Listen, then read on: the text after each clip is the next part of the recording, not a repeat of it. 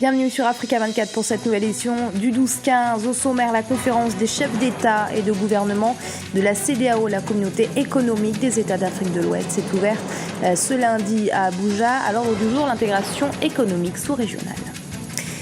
Ebola continue de sévir dans certains pays d'Afrique de l'Ouest, notamment au Libéria. Les autorités ont donc décidé de prendre des mesures supplémentaires pour mettre un terme à cette épidémie, comme la formation des enseignants aux messages de sensibilisation à délivrer aux élèves, mais aussi à leurs parents. C'est une Sud-Africaine qui a été élue Miss Monde. Il s'agit de Roland Strauss, jeune étudiante de médecine qui a d'ailleurs dédié sa victoire à son pays.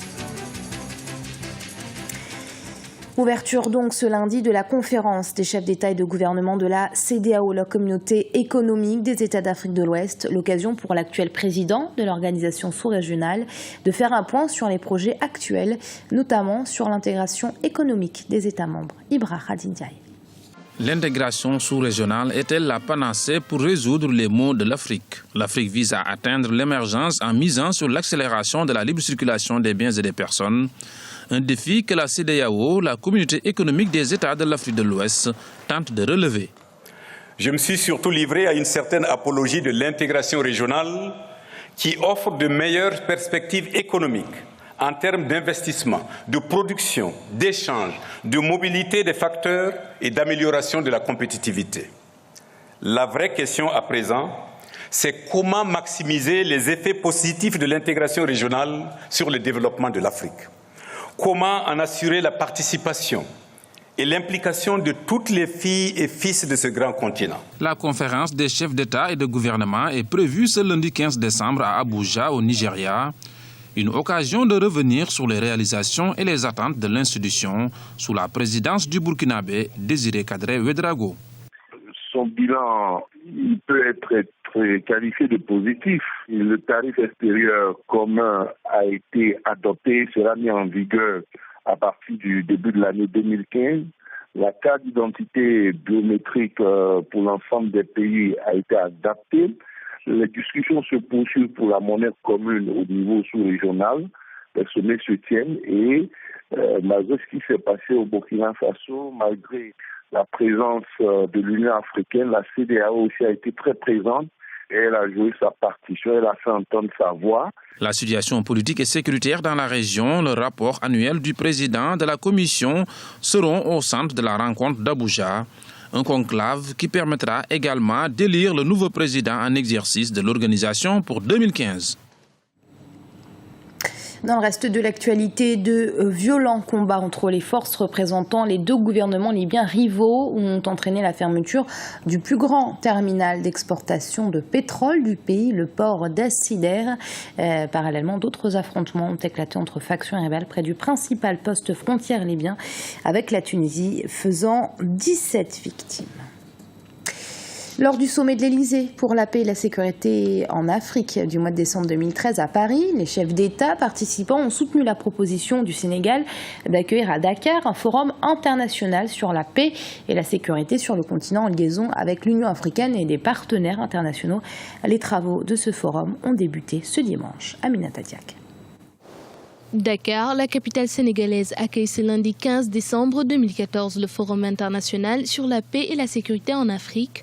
Cette rencontre, organisée en partenariat avec l'Union africaine et les partenaires internationaux, se tient un an après le sommet de l'Elysée pour la paix et la sécurité en Afrique en décembre 2013 à Paris, en France. Elle intervient au moment où le continent fait face à l'évolution de la nature de ces conflits. Les participants à cette rencontres reviendront certainement sur la situation sécuritaire à l'intérieur du continent, avec le développement de nouveaux foyers de tension, avec des conflits qui prennent toute une autre nature.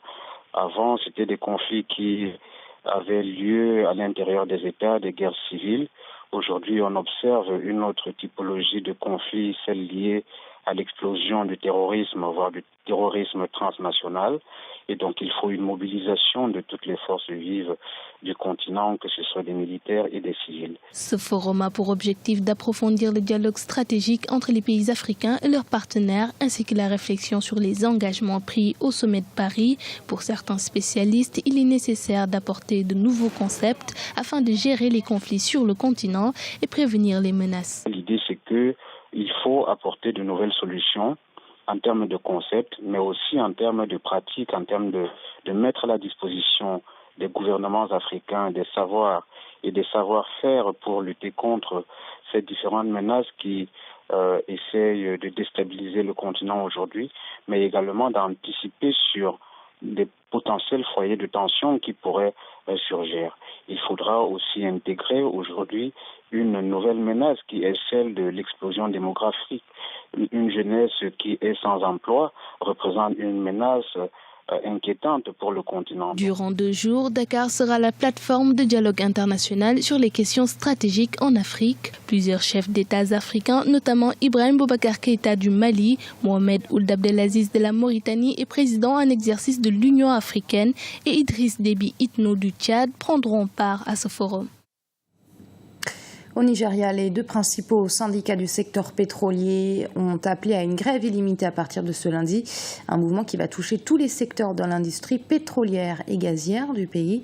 Les salariés protestent contre l'incapacité du gouvernement à faire baisser les prix à la pompe alors que les cours du pétrole ont chuté de 45%. Les syndicats accusent également le gouvernement de négliger la lutte contre le vandalisme des oléoducs et de retarder la mise en place d'une nouvelle législation dans l'industrie pétrolière. Il n'existe aucun traitement ni vaccin contre le virus Ebola. La prévention est donc le meilleur moyen de faire face à l'épidémie. Au Libéria, le gouvernement a décidé de former les enseignants afin qu'ils sensibilisent les élèves et les parents aux dangers d'Ebola et aux moyens de mettre un terme à la chaîne de propagation. Sally Ganem.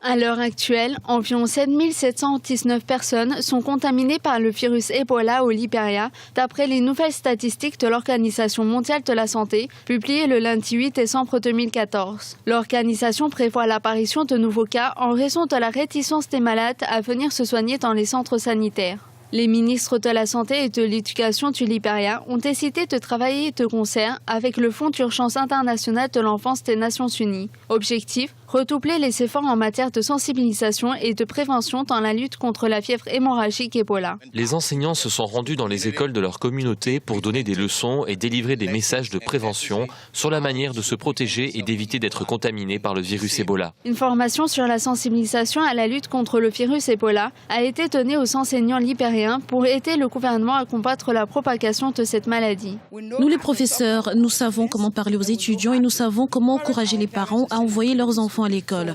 Donc on est très impliqués dans ce travail, nous nous battons dans cette guerre qui est la nôtre. Nous sommes capables de parler facilement avec eux et ils nous écoutent. En délivrant ces messages de prévention à leur communauté, les enseignants aident à combattre plus efficacement le virus Ebola. Pour rappel, l'épidémie a fait jusqu'à présent 6331 morts en Afrique de l'Ouest. Miss Monde nous vient du continent africain, de l'Afrique du Sud plus précisément. Sans surprise, Rolene Strauss, étudiante en médecine, a été désignée ce dimanche à Londres parmi 121 jeunes femmes du monde entier. Graziella Chakunte.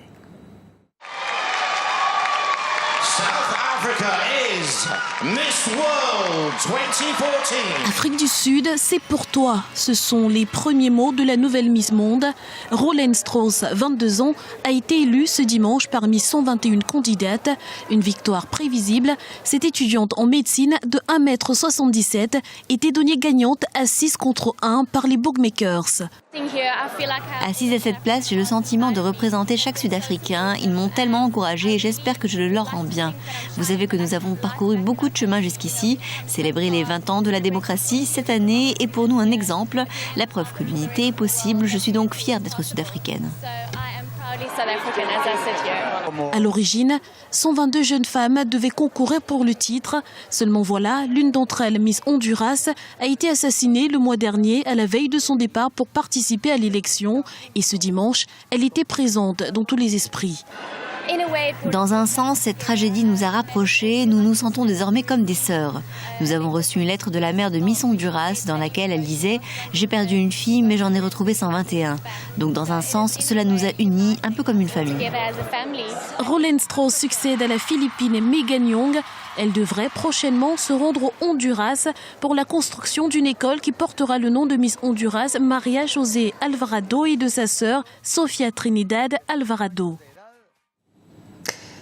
Et ce journal a été préparé par l'ensemble de la rédaction. Merci de l'avoir suivi. Restez sur Africa 24 dans un instant. Une nouvelle édition du 12-15.